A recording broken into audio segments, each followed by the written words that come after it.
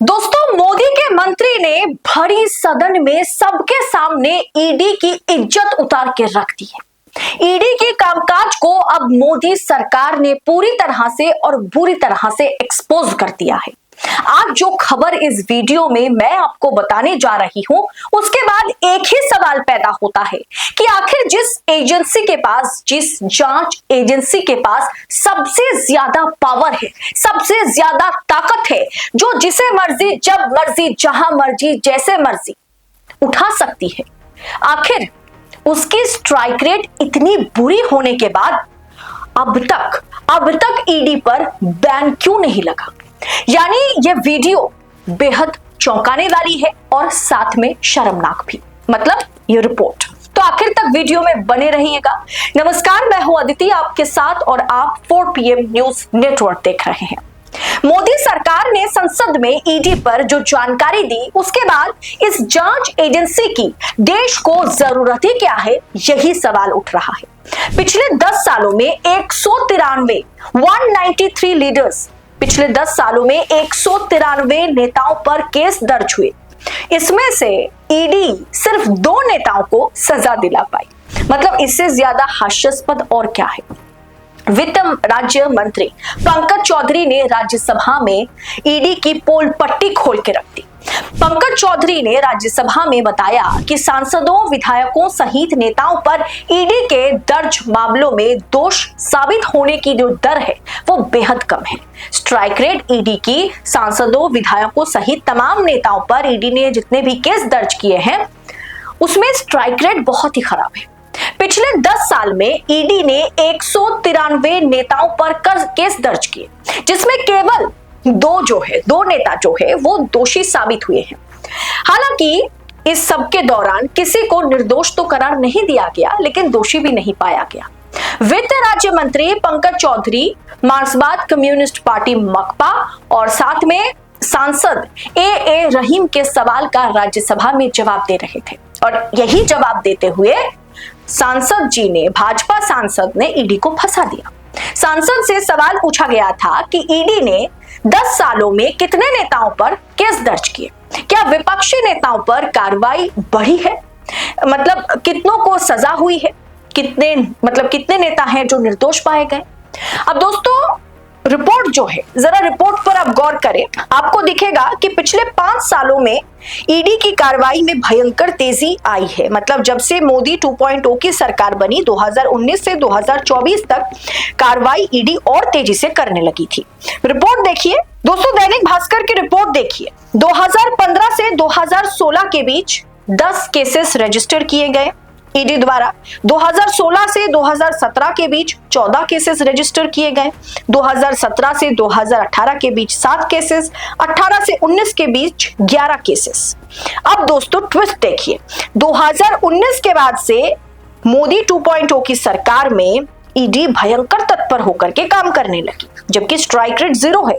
2019 से 20 के बीच 26 cases registered किए गए, 20 से 21 के बीच 27 केसेस, 21 से 22 के बीच 26 केसेस, 22 से 23 के बीच 32 केसेस, 23 से 24 के बीच 27 केसेस और 2024 फरवरी तक 13 केसेस। यानी 5 साल में 2019 से 2014 के बीच 138 केसेस सांसदों के खिलाफ और नेताओं के खिलाफ ईडी ने दर्ज किए। पिछले 10 सालों में 193 केसेस और सिर्फ पिछले 5 साल में 138 केसेस। अब आप क्रोनोलॉजी समझ लीजिए।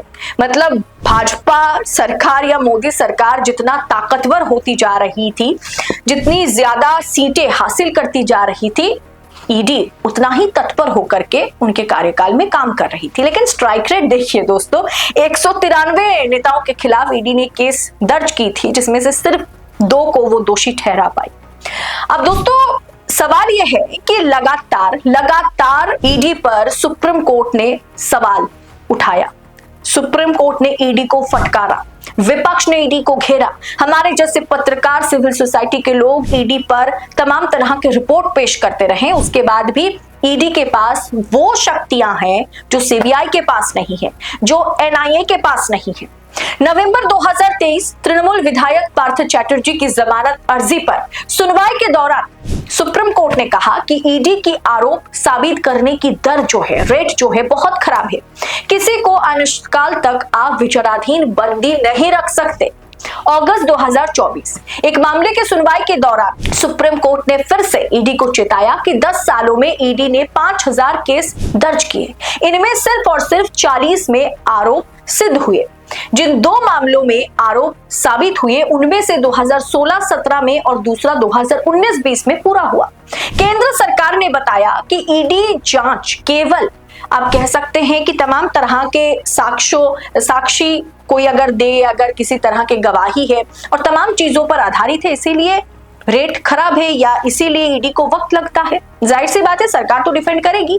ईडी की सभी कार्रवाई जुडिशियल रिव्यू के लिए हमेशा खुली रहती है। दोस्तों, इसके अलावा सुप्रीम कोर्ट ने यह भी कहा कि 15 घंटे तक बिना ब्रेक के किसी विपक्षी नेता को सिर्फ और सिर्फ परेशान करने के लिए पूछताछ करना एक तरीके से इनह्यूमैनिटी है, अमानवीय है।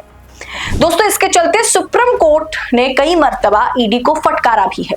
स्ट्राइक रेट को लेकर के सुप्रीम कोर्ट ने बार बार ईडी को चेताया, लेकिन इनके कान में जूं तक नहीं रेंगती। दिल्ली में कथित शराब घोटाले में ईडी ने दिल्ली के मुख्यमंत्री अरविंद केजरीवाल, उप मुख्यमंत्री मनीष सिसोदिया को गिरफ्तार करके जेल में डाला। संजय सिंह को भी जेल में डाला, सत्येंद्र जैन को भी जेल में डाला, झारखंड के मुख्यमंत्री हेमंत सोरेन को जेल में डाला। पर इन सब के खिलाफ ईडी कोर्ट में अब तक कोई ठोस सबूत पेश नहीं कर पाई और इन नेताओं को एक एक करके जमानत भी मिल गई। जब ईडी के पास सबूत ही नहीं है तो ईडी खाक केस लड़ेगी। अभी कुछ दिन पहले पश्चिम बंगाल के पूर्व मुख्यमंत्री पार्थ चैटर्जी के केस में सुनवाई करते हुए जस्टिस सूर्यकांत और उज्जवल भुइयां ने ईडी की कार्यप्रणाली पर चिंता जताई थी और कहा था, आपकी स्ट्राइक रेट क्या है, जरा नजर तो डालिए। अगर आपकी स्ट्राइक रेट 60-70% होती तब भी ठीक था, पर आपकी तो स्ट्राइक रेट ही इतनी खराब है, इतनी कम है कि हम तो विचार ना करने के बारे में सोच रहे हैं। अब दोस्तों, पार्थ चैटर्जी जो बंगाल के पूर्व शिक्षा मंत्री हैं, वो पिछले 2.5 साल से मनी लॉन्ड्रिंग केस में जेल में बंद है। पर अभी तक इस केस में ट्रायल भी शुरू नहीं हुआ है और ईडी की कन्विक्शन रेट, मतलब इस पर क्या ही कहा जा सकता है, ये तो आपके सामने है। 2.5 साल से कोई नेता, कोई मंत्री जेल में है, पर अभी तक उनकी सुनवाई भी, ट्रायल भी शुरू नहीं हुई है। तो दोस्तों, ईडी काम कब करेगी, कहां करेगी, कैसे करेगी? विपक्षी नेताओं की लंबी लिस्ट टारगेट के तौर पर ईडी के सामने मालिक रख देते हैं। अब मुंह में हड्डी लेकर के उसी के पीछे ईडी दौड़ती है। चुनाव खत्म, केस खत्म, फिर नया टारगेट। ऐसे में असल में जो मनी लॉन्ड्रिंग के मामले हैं, वो उसे तो ठंडे बस्ते में डाल दिया जाता है ना। अब दोस्तों, ईडी के स्ट्राइक रेट पर थोड़ा आप भी दिमाग लगाइए, थोड़ा आप भी विचार कीजिए कि 193 राजनेताओं को ईडी ने पिछले 10 सालों में परेशान किया, उनके खिलाफ मामले, मुकदमे, केस रजिस्टर कराए और उसके बाद सिर्फ और सिर्फ 2 नेता को वो दोषी ठहरा पाई है पिछले 10 सालों में। अब ईडी का काला चिट्ठा आपके सामने है। आप खुद विचार कीजिए कि ईडी जैसी जांच एजेंसी का वाकई क्या हमारे देश को जरूरत है या ईडी पर बैन लग जाना चाहिए? आप अपनी महत्वपूर्ण टिप्पणी कमेंट बॉक्स में हमारे साथ साझा जरूर करें और ऐसी तमाम खबरों को लगातार पाने के लिए, पड़ताल के साथ पाने के लिए 4 PM न्यूज नेटवर्क के साथ बने रहे। फिलहाल मुझे दीजिए इजाजत। बहुत बहुत शुक्रिया आप सभी का। जय हिंद, जय भारत।